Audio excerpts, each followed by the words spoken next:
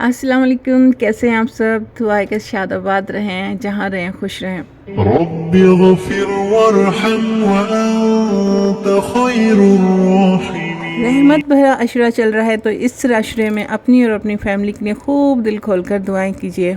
और जी, मेरी सहरी से अफ्तार तक की रूटीन जो है वो स्टार्ट हो गई है अल्हम्दुलिल्लाह। मेरी तरह मेरे हर घर में, पाकिस्तान के तमाम मुसलमानों के घरों की रूटीन जो है वो स्टार्ट हो जाती है सहरी से। हम नींद से बोझल हो आंखें लेकर जब उठते हैं ना, दिल कहता है कि थोड़ा सा और सो जाऊं, लेकिन नहीं जी, टाइम नहीं है। रूटीन डिस्टर्ब नहीं होनी चाहिए, टाइम पर हर काम होना चाहिए। और रमज़ान में तो हर चीज़, हर काम जो है टाइम पर होता है। सहरी टू अफ्तार हम कुछ भी आगे पीछे नहीं कर सकते, वरना टाइम आगे चला जाएगा और हम पीछे रह जाएंगे। तो मैं पीछे रहने वालों में से नहीं हूँ। अल्लाह का नाम लिया, तहज्जुद के नवाफिल अदा किए और फिर जल्दी जल्दी सी जो है सहरी की तैयारी की। तो आप लोग ज़रूर बताइएगा, आप सहरी में क्या खाना पसंद करते हैं। हैवी खाते हैं या फिर कुछ लाइट सा खाते हैं, या फिर जो नॉर्मली ब्रेकफास्ट करते हैं मेरी तरह वही खाते हैं। आज हमारे पास पराठे हैं, जो माश की दाल बनाई थी वो बनी हुई है, और उसके ऊपर मक्खन डाल के मज़े से हमने आज की सहरी की। दही आप देख रहे हैं ना, दही रखी हुई है, लेकिन दही मैं खाती नहीं हूँ। क्या है कि अगर मैं दही खाऊं ना तो मेरा गला बहुत ज़्यादा खुश्क हो जाता है और जलन इस कदर होती है गले में, ऐसा लगता है कि गला निकल कर मेरा बाहर आ जाएगा। इतनी ज़्यादा जलन होती है अगर मैं दही सहरी में खा लूँ। तो हैरत की बात है कि लोग जब दही सहरी में खाते हैं कि उन्हें प्यास नहीं लगेगी और जलन वगैरह नहीं होगी, और मेरे साथ उल्टा ही है। इसलिए दही देखकर दिल तो बहुत चाह रहा है कि मैं दही खाऊं, लेकिन मैं दही खा नहीं सकती। तो दही निकाली क्यों है जी? दही इसलिए निकाली है कि मुझे दही जमानी है, और फ्रिज में ये ठंडी हो रही थी, जैसे कहते हैं ना कि वो थोड़ी सी मुझे जमाने के लिए भी चाहिए थी। तो ये बाउल अभी जल्दी में मैंने निकाल के रख लिया है। इस बाउल को खाली करूँगी और धो लूँगी, फिर दोबारा से इसमें दही जमानी है मुझे अफ्तारी के लिए। अफ्तारी में ज़रूरत पड़ जाती है ना, तो मैं एहतियातन जो है लाजमी सहरी में ही दही जमाने के लिए रख देती। सहरी करके मैं एकदम से सोने के लिए नहीं जाती हूँ। सहरी करने के बाद मेरे कुछ काम होते हैं जो मैं सहरी में कर लेती हूँ, और दिन में उसके लिए टाइम ज़्यादा नहीं होता। जैसे कि अब सहरी वगैरह हो चुकी है और नमाज भी मैंने पढ़ ली है, उसके बाद जो है मैं यहाँ दही जमा रही हूँ। दूध में जो है ना, सहरी बनाने के बाद दूध अच्छी तरह से गर्म होने के लिए रख देती हूँ, और जब दूध है ये ठंडा हो गया, बस इतना गर्म है कि फ़िंगर डाल के इसमें चेक कर लेते हैं। इतना हो कि फिंगर से बर्दाश्त कर रही है तो बस उसकी फिर मैं दही जमा लेती हूँ। अच्छा, पहले भी मैंने दही डाली थी, फिर उसके ऊपर दूध डाला था, और बलाई देख रहे हैं ना, बलाई किस तरह से मैंने लगाई थी। और उसके बाद थोड़ी सी दही दोबारा लेके इसमें रख देती हूँ। और फिर जो है ना, इसको बर्तन को हमने रखना है गर्म जगह पर। जैसे कि मैं क्या करती हूँ, जो हॉट पॉट होता है ना, रोटियाँ बनाने वाला, रोटियाँ रखने वाला सॉरी, उसके अंदर जो है मैं इस दही को रख दूँगी। और लास्ट ईयर भी मैं यही काम कर रही थी, और बिल्कुल ऐसा लग रहा है जैसे अभी कल ही वो मैंने जो है ना इसमें दही बनाने के लिए रखी थी। इतनी जल्दी से साल गुजर गया है कि बिल्कुल यकीन नहीं आता, और अपने जहन को ना इस चीज़ पे एग्री करना पड़ता है कि हाँ, वो टाइम गुजरे हुए 1 साल हो चुका है। सेम चीज़ है, सेम बर्तन है मेरे पास जिसमें मैं दही जमा रही हूँ, कुछ भी चेंज नहीं हुआ। बस ये है कि 1 साल बीच में कहाँ गुजर गया उसका कुछ अंदाज़ा ही नहीं हुआ। लेकिन जब हम सोचते हैं ना, तो बीच में काफ़ी सारी टेंशन वाली बातें, खुशी वाली बातें, बहुत ज़्यादा ऐसे ऐसे लम्हे जिसमें हमें बेइंतहा बर्दाश्त की ज़रूरत पड़ी, बेइंतहा सब्र की ज़रूरत पड़ी, वो बीच में गुज़र गए हैं। लेकिन जब पूरा साल गुज़र जाता है ना, उसके बाद यकीन ही नहीं आता कि इतना सारा टाइम गुज़र चुका है। कितने ऐसे लम्हे थे जिसमें दिल चाहता है कि ये वक्त यहीं रुक जाए, और कितने ऐसे लम्हे होते हैं कि बस दिल करता है कि वक्त फ़ौरन से गुज़र जाए और किसी तरह से हम इस चीज़ से बाहर आ जाए। तो बस ऐसा ही कुछ मेरे साथ है, और मेरे साथ तो अप्स एंड डाउन बहुत ज़्यादा चलती हैं। बस आप सबसे दुआओं की अपील है कि मुझे, मेरे बच्चों को अपनी दुआओं में लाजमी याद रखा करें। किसी की भी अल्लाह ताला दुआ सुनता है। जब अपनी दुआएं ज़्यादा कबूल ना हो तो दूसरों से दुआएं करवा लेनी चाहिए। ये मैं एक पोट छोटा सा लेकर आई थी, और ये बहुत खूबसूरत था, लेकिन वो टूट गया था। तो फिर मेरे पास ये एक छोटा सा कैंडल गिलास रखा हुआ था, और इसके अंदर मैंने ये लगा लिया है। तो मुझे ज़रूर बताइएगा कि ये कैसा लग रहा है।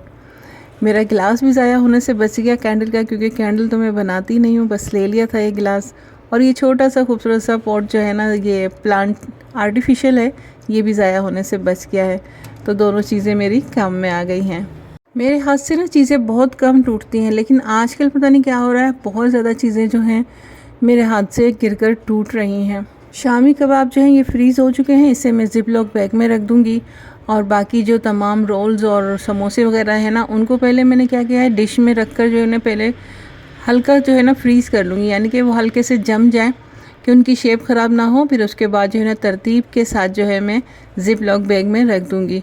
और मैं ज़िप लॉक बैग लेकर आई हूँ न्यू वाले, पर वो कहाँ रखे हैं मिल ही नहीं रहे। जिसे चीज़ें समेटने ना मैं वो किसी तरफ रख दिया, जबकि मैं ये चीज़ें जो मुझे फ़ौरन काम में चाहिए होती है सामने रखती हूँ, लेकिन इस वक्त वो बिल्कुल नज़र नहीं आ रहे थे। तो चलें, जो सामने आया उसमें मैंने करके रख दिया है।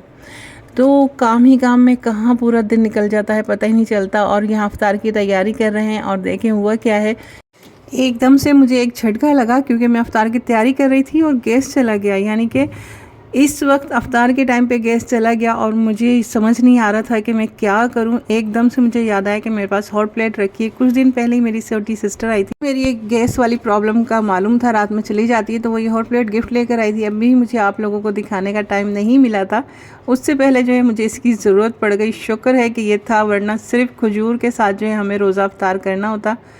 तो अल्हम्दुलिल्लाह, शुक्र अल्लाह का कि ये चीज़ थी और हमने इतनी बड़ी टेंशन को एकदम से कवर कर लिया था। बाद में गैस आ गई, बट एकदम जो झटका लेगा ना, उससे मुझे समझ नहीं आ रहा था कि मैं क्या करूँ।